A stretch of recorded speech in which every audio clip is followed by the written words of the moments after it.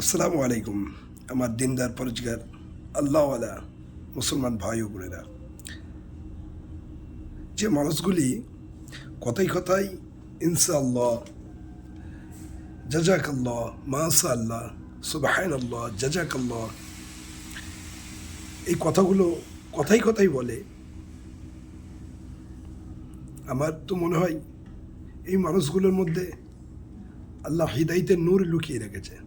মুমিনের সিফাত আছে এই লোকগুলোর মধ্যে, তবে এই কথাগুলো বলে কথায় কথায় সুবহানাল্লাহ, কেউ উপকার করলো জাজাকাল্লাহ খাইরান, মাশাআল্লাহ, সুবহানাল্লাহ, আলহামদুলিল্লাহ।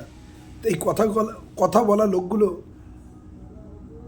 আল্লাহর নজরেও ভালো, আর তার মধ্যে ইমানের নূর আছে, গুণ আছে, তবেই আল্লাহ তাকে পছন্দ করে, তবে এই মুখ থেকে এই কথাগুলো বের হয়, এটা আমার ধারণা। তো আমরা প্রত্যেকেই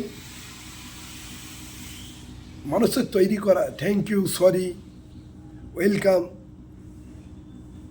গুড মর্নিং, এই ধরনের কথাবার্তাকে বর্জন করে আল্লাহর তৈরি করা বিধান, নবীর তরিকা মতো এইসব জিনিসগুলো নিজের হায়াতের জিন্দিগিতে ফিট করা, এটাই হবে আমাদের লক্ষ্য। আল্লাহকে রাজি করা হবে আমাদের লক্ষ্য।